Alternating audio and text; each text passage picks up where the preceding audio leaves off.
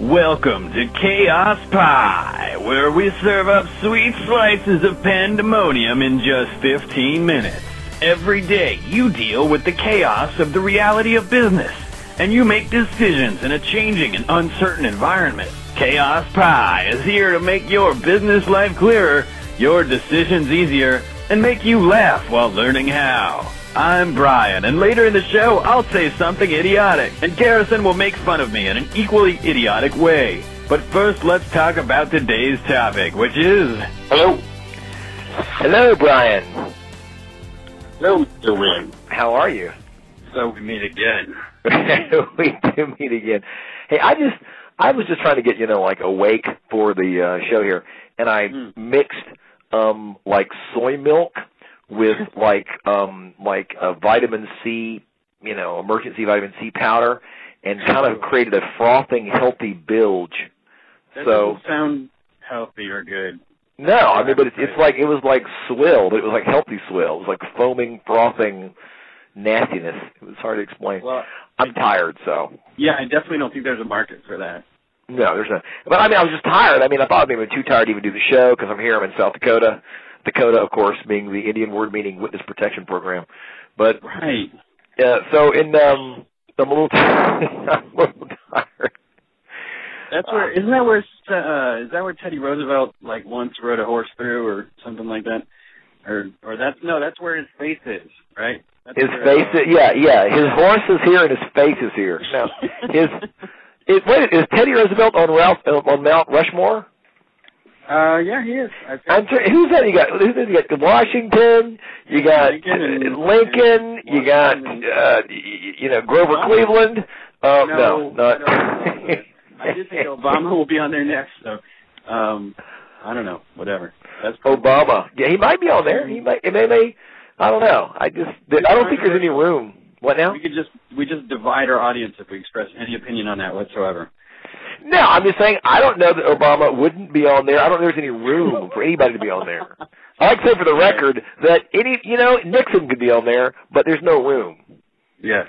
I don't. I think it should be Teddy Roosevelt's horse, like a Simpsons version of the horse. Teddy Roosevelt's horse. You realize how demeaning that is. Oh yeah, South Dakota. Didn't a guy ride a horse through there one time?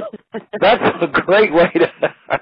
Well, I'm trying to keep my average up of offending 100% of the cities I talk about. No, you knock out 2-3 cities a show, absolutely, with great consistency. There's, That's just my agenda is just to stay home, basically.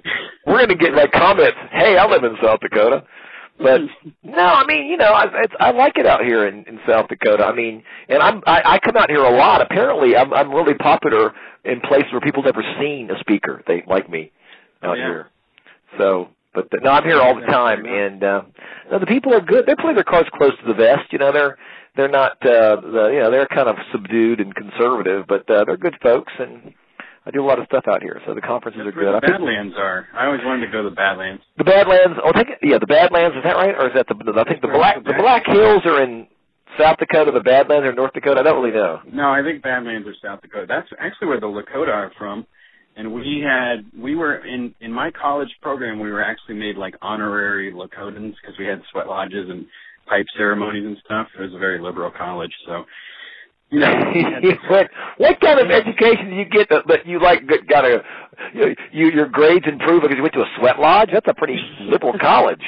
They did. I did 2 sweat lodges. I didn't make it through the first one. I made it through the second one. It's really hard to stay in there. It's pretty hot. Well, of course it is. It's like you're sweating. I don't want to purposely sweat. I'll sweat because I have done something athletic or energetic, but I want to sit and just sweat for the sake of sweating. I don't understand what the purpose is. It gets so hot that you're the way they put it is you make friends with the mud because the mud underneath you it's much cooler than the basically steam that you're breathing in. Well, first of all, if the best thing I've got going for me is the mud underneath me, it's a bad gig. That's a definably bad opportunity if the mud is better than anything else.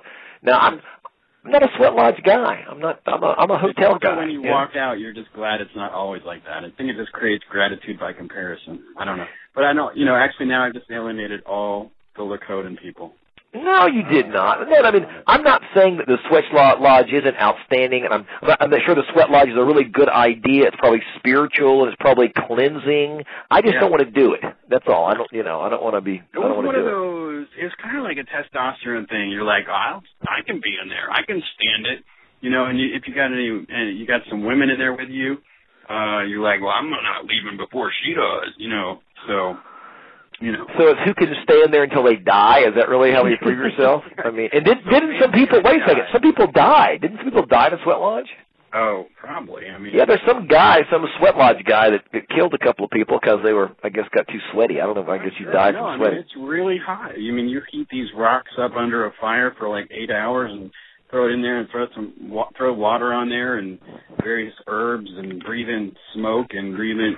Yeah, I mean, old people die in Florida from just trying to sit in their homes every year. So I'm sure that somebody died in the Sweat Lodge. Wow. So it's clear now that we don't have a topic. I mean, that we've established completely that once we start to go deep into the Sweat Lodge culture, clearly we have no topic. We have no reason for being. We're going to make that relevant because that's what we do. You've offended basically the Native American population of this planet, and look, the topic today is how do you get people to do what you want to do? How do you be influential? How do you get your way? And obviously, you take someone into a Sweat Lodge until they die, and then you get your way. That's how it works. That is the worst analogy. So that's the worst connection I've ever heard from the Sweat Lodge. I mean, the thing about it is, I mean, clearly, here's what I see. There are people who charge a lot of money to get people to go into Sweat Lodges. So, I mean, you have to have a lot of influence. You have to be very good at getting people to do what you want them to do. If you can get them to literally sit in a bad, old, stinky, dank tent with a bunch of heated rocks and have them sweat profusely so much that they believe that the mud is better than whatever is happening in the lodge. So. Yeah, I mean, what's one of your ways that you get people to do what you want them to do is prove that something has value, right? Yeah, well, I mean, to make them feel valuable and let them know that they play a role in my success. I think the way to really get people to do what you want them to do is step one is make sure they understand they play a role in your success, and they're more likely to feel valuable as far as helping you, and they're going to be loyal. And I think if you let people know that they're helping you, they're more likely to help you again. Yeah, that's true. You helped me a lot. There you go. Which means you're going to further help me in the future. Probably. Yes. Yeah.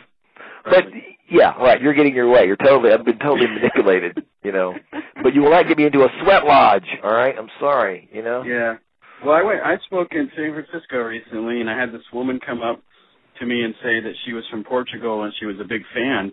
Evidently, I'm very big in Portugal. You're huge in Portugal, but go ahead. Yeah. I know. I'm huge in Portugal and North Dakota, not South Dakota. Right. But yeah, I didn't know what to do because I'm just not used to people like coming up and there's clearly, like I was basically watching her eyes to wait for the moment where she would be disappointed and realize I'm just a normal person, you know. But she was like, you know, you're not like I expected. And I was like, what do you mean? And she said, you're much nicer.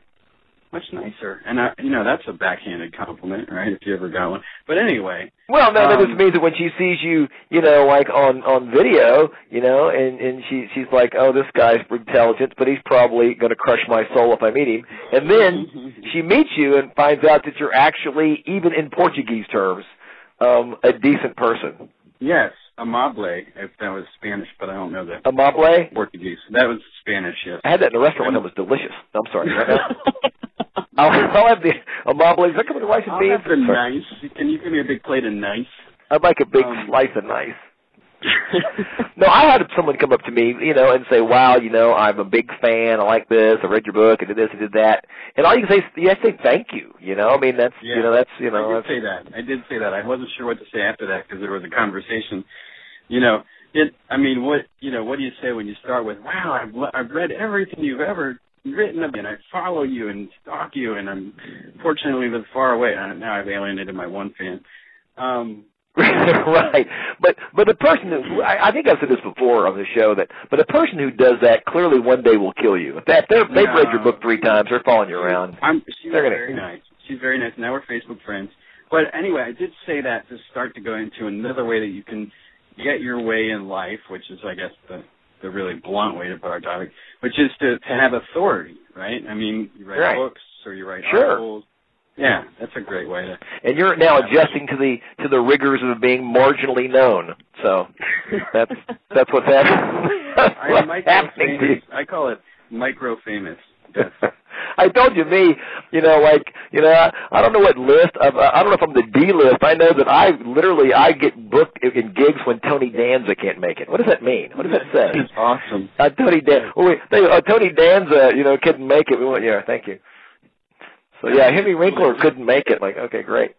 So being Tony Danza's posse would be cool. I just don't, understand what Tony Danza says to an audience and how I now have that gig. I don't know.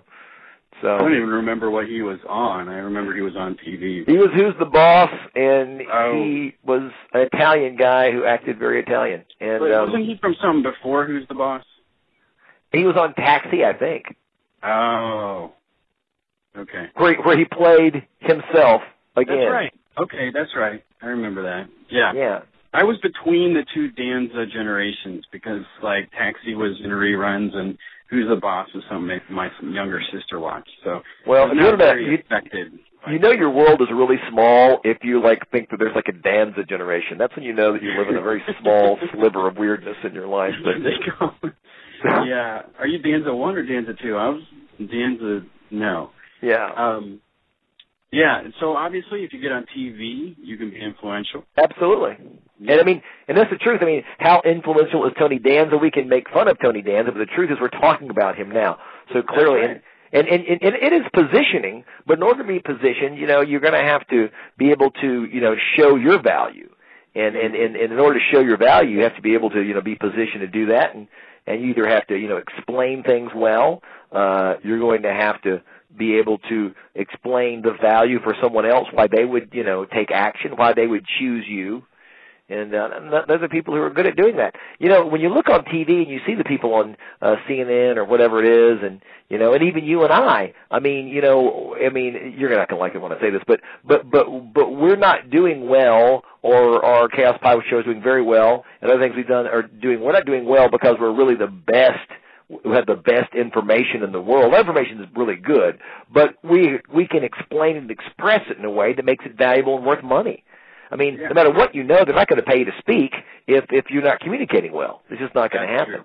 True. No matter what your knowledge is, if you write a book that nobody can understand, That's right. It doesn't matter. Yeah, and you have to constantly work on, it seems really superficial, but you have to constantly work on your image, it just sounds so, for a guy who grew up with grunge, that sounds like really betrayed myself. But no, but the thing about it is that, I think you take that too heavy on yourself to work on your image, what you have to do is you just have to, you have to take a look at your advantages that you have and what is it that's good or appealing, and you just use those advantages. It's not like you're, I remember studying this, they talked about having a platform, and it was composed of a number of things, if you've written books, if you've written articles, where did you go to school, what awards have you won, blah, blah, blah. It's if you can make your LinkedIn profile look impressive, then, maybe you're halfway to a bio that makes you look good. Right. And that's true. Of course, nowadays, what the difference is they have to look at, do they like your topic? Does that sound interesting? And if they push the video button, do you look like someone that actually pay to, deal with, Right. That's the real key. Some of these days it does kind of come down to video. Though I say that, but then again, I think sometimes they pick people for all kinds of reasons. But that's a huge one. That's a huge one. I think in social media they pick a lot of people because somebody wrote the first book, right, or whatever. Right. Those guys are still doing very well. Me, they would either pick because I can actually, prove I've done something with companies in social media, right, or right. because I'm funny, or right. Because I'm actually going to speak to the topic